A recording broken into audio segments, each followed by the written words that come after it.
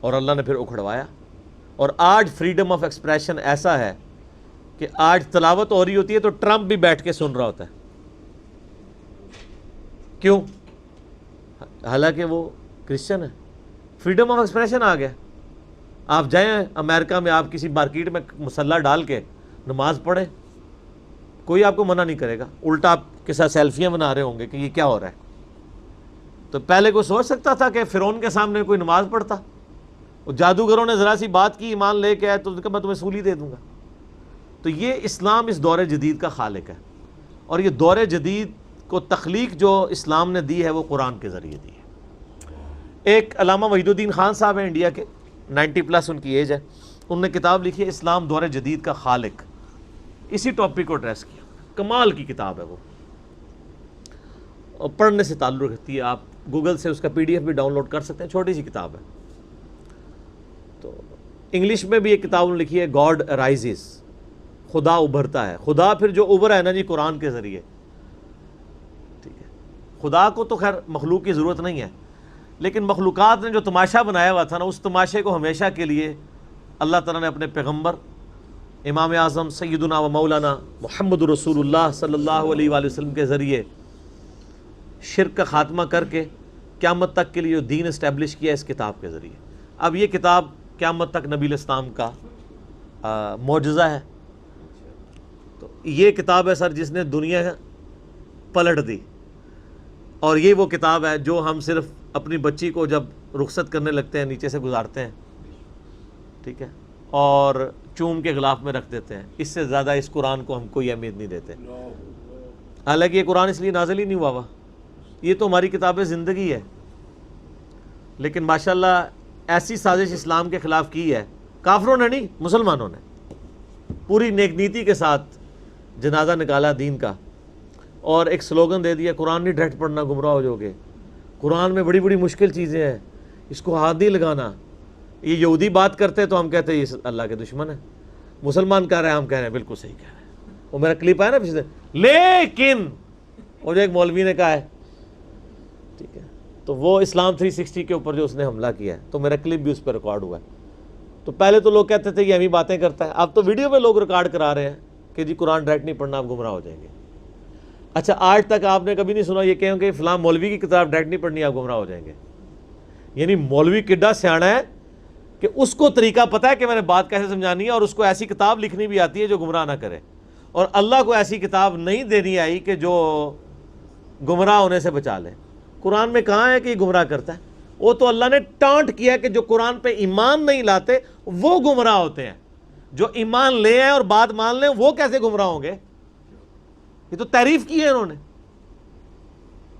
تو اس کتاب نے جناب دنیا کی کایا کلب کی ہے، اور اس کا ٹیسٹ آپ تبھی فیل کر سکتے ہیں جب آپ عربی جانتے ہوں تھوڑی بہت، یا پھر اگر آپ نے اردو میں ٹیسٹ لینا ہے تو آپ مولانا مودودی رحمہ اللہ کا ترجمہ پڑھیں.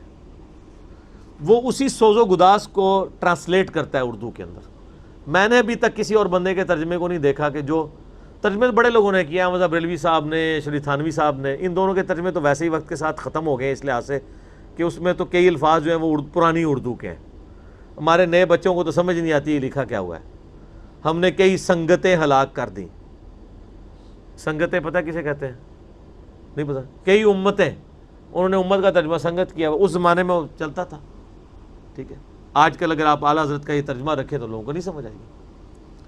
لیکن مودودی صاحب نے چونکہ لیٹسٹ اردو میں ترجمہ کیا اور پھر وہ سوز و گداز ٹرانسفر کیا. میرا چیلنج، آپ کوئی قرآن کی صورت نکالیں اپنی مرضی کی، باقی ساروں کے ترجمے رکھیں، پھر مودودی صاحب کا بھی پڑھیں، تو آپ کو لگے گا کہ آپ کا دل تیزی سے دھڑکنا شروع ہو گیا ہے. الفاظ کے چناؤ، پھر اس میں جو ردم ہے. اور وہ انہوں نے تفہیم القرآن کے مقدمے میں لکھا ہے کہ میں نے دیکھا ہے کہ ہمارا نوجوان قرآن ترجمے سے لے کے بیٹھتا بھی ہے نا تو بور ہو جاتا ہے. تو ان کا میں نے سمجھا ہے کہ کیوں ہوتا ہے بور، کیونکہ وہ تو پڑھ رہے تھے اردو میں، اللہ نے تو قرآن نازل کیا عربی میں. عربی اس نے سیکھنی کوئی نہیں ہے، اور اردو نے جو ترجمہ کیا ہوا ہے وہ انہوں نے ترجمہ کیا ہوا ہے ایز اے اسٹوری بک.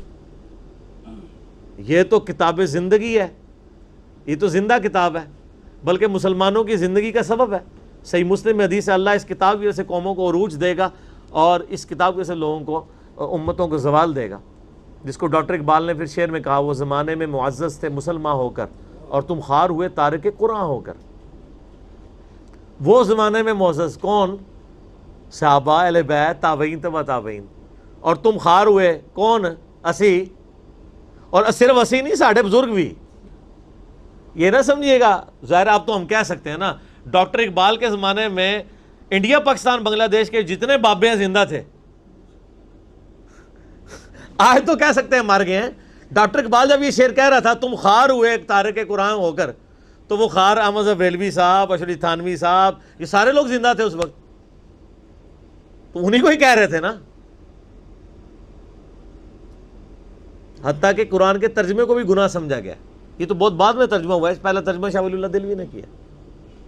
پہلے تو لوگ کہتے ہیں قرآن کا ترجمہ کرنے کی ضرورت نہیں ہے. اور یہاں لوگ کہتے ہیں بزرگوں کی بڑی خدمات ہیں.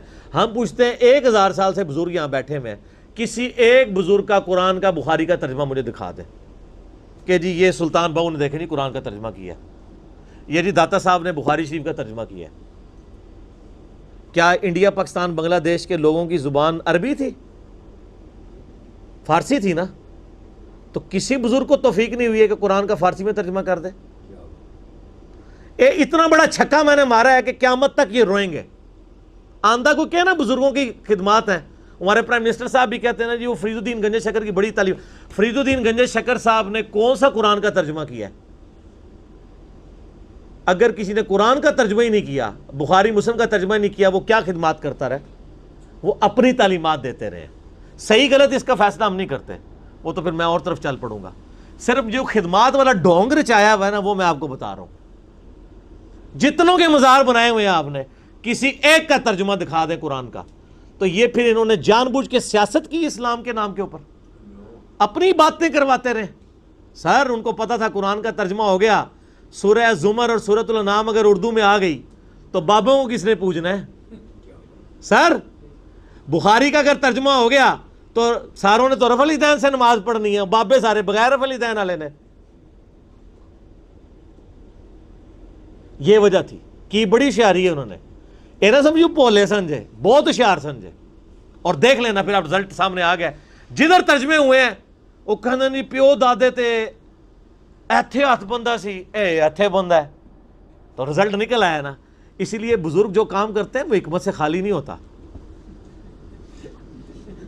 ہاں انہوں نے بڑی ہوشیاری دکھائی ہے آپ کے ساتھ.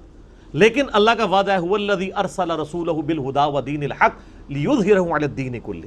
قرب قیامت سے پہلے دین کو غلبہ ملنا ہے. غلبہ بابوں کے ذریعے نہیں ملنا تھا، اسی کتاب سے. جس کتاب نے پہلے غلبہ دلایا. اب آج دیکھیں بچہ اینڈرائڈ فون کھولے ہوئے ہے، کوئی آیت آتی ہے ترجمہ پڑھ لیتا ہے. تو سر یہ خدمت تو پھر انہوں نے کی ہے نا اسلام کی. اچھا یہ اینڈرائڈ فون کس رحمت اللہ علیہ نے بنایا تھا؟ وہ کہتے ہیں بزرگ تو دنیا ہی کلپ کر دیں نگاہ مار کے. وہ بزرگوں نے لے آؤ تے ٹھیپا موبائل نیچے چلا سکتے. آپ مجھے بتائیں میں کسی بزرگ کو قبر سے نکالوں اور اس کو یہ موبائل چلا لے گا؟ آپ کا بچہ چلا لیتا ہے. اور کسی کا اگر اتنا ایمان ہے نا بزرگوں کے اوپر، تو آج والے بزرگوں پہ بھی ہے. تو میں نے ان کو بڑی دفعہ مشورہ دیا ہے کہ بزرگ جو جناب دنیا چلا رہے ہیں، تو میں ان کو کہتا ہوں آپ کو بزرگوں کے ساتھ جہاز پہ بٹھاتے ہیں. جب 10 کلومیٹر ہائٹ پہ پہنچ جاتا ہے یہ بوئنگ جہاز، جب پہنچے تو ہم پائلٹ کو کہیں گے تو تے پائی بسم اللہ پڑھ کے تے پیراشوٹ نال کود جا. ہوں بزرگ چلان تے جہاز لینڈ کران، وہ کتنے لینڈ ہوئے گا جہاز؟ بزرگاں دے مرید بھی اس جہاز ہی نیچے بیٹھ لگے. جہاں تمہیں کہتے ہیں بزرگ دنیا چلا رہے ہیں ان کو بھی پتہ ہے جہاز کو نہیں لینڈ ہونا. اور جو جہاز نہیں لینڈ کرا سکتا، میں کہتا ہوں کسی بزرگ کو آپ لا کے جہاز کے کاکپٹ میں بھی بٹھا دینا، وہ نہیں لینڈ کرا سکتا. ہاں لینڈ کرائے گا اگلے جہاں جا کے، وہ بھی وہ نہیں کرائے گا، خود ہی ہوئے گا. سب کہانی ہے. کہانیوں کا دور ختم ہو چکا ہے، کیونکہ اب ایک نعرہ عام ہے. کون سا؟ کہ نہ میں وابی نہ میں بابی، میں ہوں مسلم علمی کتابی. تو یہ علمی کتابی جب ہم کہتے ہیں تو وہ علم کون سا علم ہوتا ہے؟ وہ کتاب کون سی کتاب ہوتی ہے؟ یہ اللہ کی کتاب جس میں ہم بات کر رہے ہیں.